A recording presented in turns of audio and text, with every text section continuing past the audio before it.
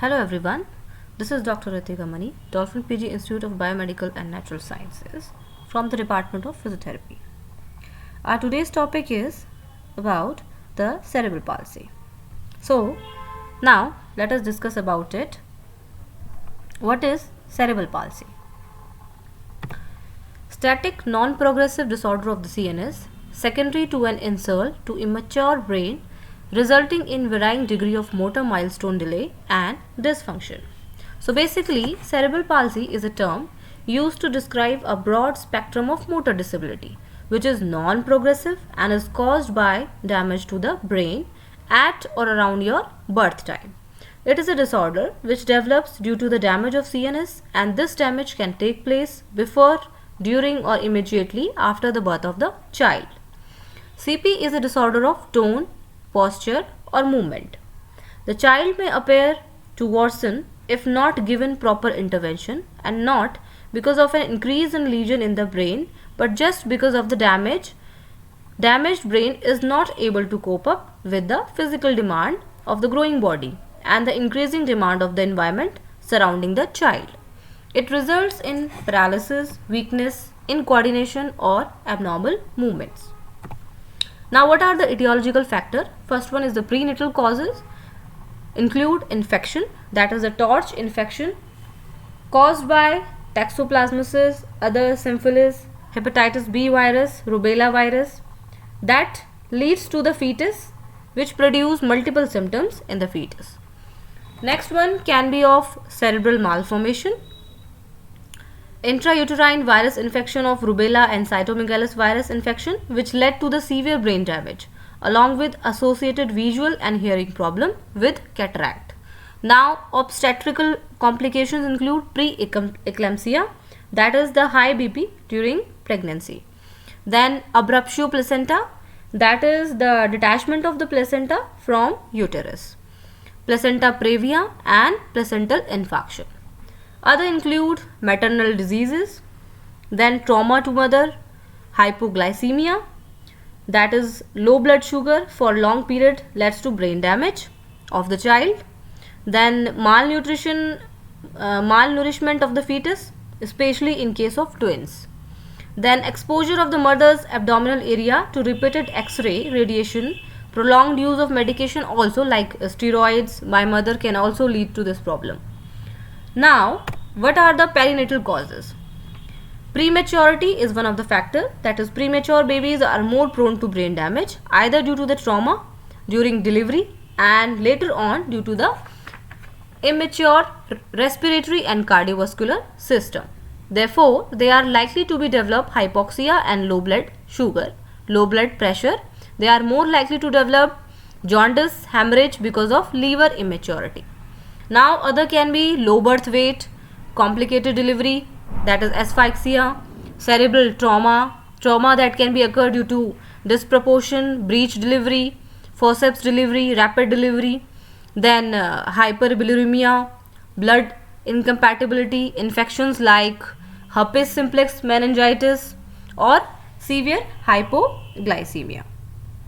Then, now what are the postnatal causes? First includes infections like meningitis, encephalitis. Other include head injury at the time of birth or after birth, cerebral anoxia, aspiration, delayed cry causes asphyxia to the brain, causes CP. Severe jaundice even can cause the CP problem. Near drowning, cardiac arrest, cerebrovascular accidents, then sickle cell anemia and the vascular malformations, all are the factors that can cause the CP. Now, what are the geographical classification of the cerebral palsy? It is classified as quadriplegia, diplegia, paraplegia, triaplegia also, hemiplegia and monoplegia. What is there in quadriplegia? This involves all the four limbs. In this, arms are more affected than leg. It is also called as double hemiplegia. Then what is there in diplegia? Involvement of four limbs with leg more affected than hands. Then Paraplegia. Paraplegia is the involvement of both legs. Triplegia is the involvement of 3 limbs.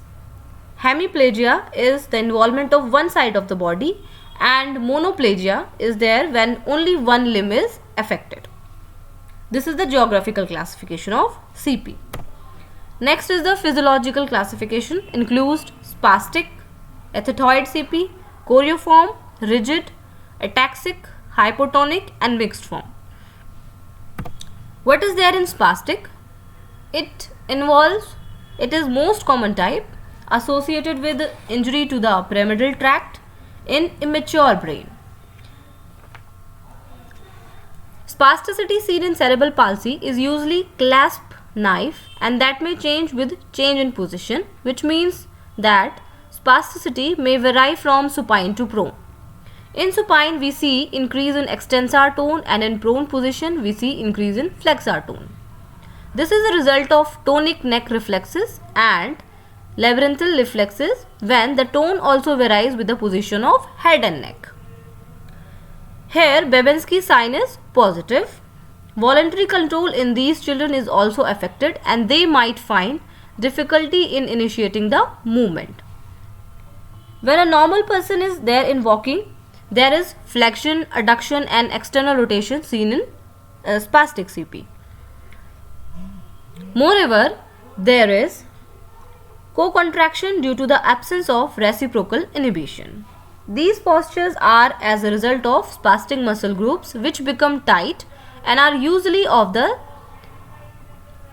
associated with the anti-gravity muscles. Now, what is athetoid? It is associated with injury to the extrapyramidal tracts. Here, children exhibit slow, purposeful, worm-like involuntary movement which flow with each other. It occurs due to the basal ganglia damage, commonly seen in children who suffers from an attack of jaundice following birth. Dyskinetic purposeful movements are seen. Dystonia or hypotonia can occur with athetoid cerebral palsy. Now, here, next one is the choreiform. This is continual purposeful movements of the wrist. Here we can see, and finger, toes and ankles also shows the purposeful movements. Next one is rigid type, which is most hypertonic form. Here cogwheel or lead pipe type of rigidity is seen. Now next one is ataxic type, very rare. Here there is injury to the developing cerebellum. Disturbance of coordination, movement, walking is seen. Both balance and coordination are affected. Proximal fixation of head, shoulder girdle, trunk, pelvic girdle is poor. Lack of the balance is compensated by excessive balance saving reactions of the upper limbs. Voluntary movements are clumsy and dysmetrics. They usually have hypotonia unless they are associated with spasticity as seen in the mixed type of cerebral palsy. Here this is characterized by weakness in coordination, wide base gait and trouble with fine and rapid movements. Next one is the hypotonia, passing stage in spastic or ataxic type of cerebral palsy. Mixed one is there where there is sign and symptoms of pyramidal and extrapyramidal deficits are seen. What is there in spastic diplegia? Bilateral spasticity of leg is shown in this diagram. You all can see this. First notice when infants begin to crawl, tends to drag the legs behind more like commando crawl. Here this is caused by the brain damage, mostly affects the legs. Both legs are affected. This makes walking and crawling difficult. Here the problem of incoordination, balance is seen. Even scissors are can be seen in the subjects. Joint contractures are seen in this. Severe spasticity, there is application of diaper is difficult due to excessive adduction of hips. As you can see in the diagram also, there is excessive adduction of the hip. There is knock knee type of position you can see in the diagram. Brisk reflexes, ankle clonus is seen. That is above average response when we go with the reflex testing, that is the deep tendon reflex. Next one is scissoring type of posture of lower extremity when suspended by the axilla. Walking is like tiptoes, and disuse atrophy, impaired growth of lower limb is seen. Intellectual developmental is normal. Minimal scissors can be seen. CT MRI includes periventricular leukomalacia of the white matter, mainly lower limb fibers. All spastic type characterized by the toe walking, crouched gait and flexed knee posture. Then next we have in spastic hemiplegia, arms often more involved than legs. Difficulty in hand manipulation is obvious by first year. Delayed walking is there at the age of 18 to 24 months. Equinovarus deformity of foot, you all can see in the diagram, walks on tip because of increased tone. Affected upper limb has dystonic posture when child runs.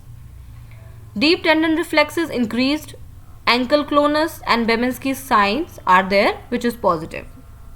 1/3 of the subjects have scissors disorder during this type of CP. 25% have MR, and CT MRI involved atrophic cerebral hemiplegia with dilated lateral ventricle contralateral to the affected side. These are the features which are mainly seen in spastic hemiplegia. Next one is the spastic quadriplegia, which is most severe form, most commonly seen. This involves all the extremities severely impaired. As you can see in the diagram, both the knees are crossed and both legs are affected more. High associated with MR and scissors. Flexion contractures of the knee and elbow is mainly seen in the spastic quadriplegia. Next one is the ethetoid cerebral palsy. This is after the age of 1 year. Ethetoid movements become evident. Here, muscles of the face and tongues are also involved and can be affected. Speech is affected, slurred, voice modulation impaired due to involvement of oropharyngeal muscles.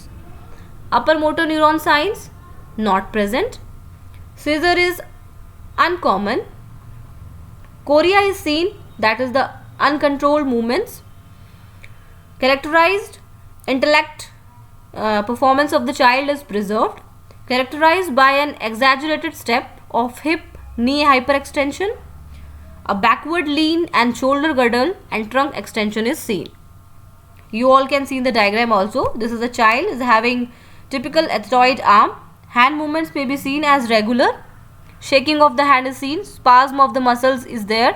Uncontrolled movements can be seen in the subject of the CP child when the child is excited or tries to do something voluntary activities. Next one is the gross motor functions classified in CP. Has nearly normal gross motor function, walks independently but has limitation with running, jumping, uses assisted devices to walk and wheelchair for long distance, has ability to stand for transfers but minimal walking abilities, depend on wheelchair for mobility or their parents, their family members, lacks head control, can't sit independently, dependent on other for care, for walking, for sitting, for doing any activities, daily living activities. What are the associated problems in the cerebral palsy? These are mental retardation, then communication disorders, then behavior disorders, scissors, vision problem, hearing loss, somatosensory disorders, sensation of skin, body movement, joint sensations, then temperature instability, nutrition problem, drooling of saliva, dentition problems, then neurogenic bladder, bowel and bladder movements, disruption in the bowel and bladder movements can be seen, gastroesophageal reflex is there, that is the disease which relate with the stomach or bile irritates the food pipe lining, then dysphagia is seen and autonomic dysfunction is seen in that case. These are the associated problems. That's all about the CP. Next we will discuss in the next video. Thank you everyone.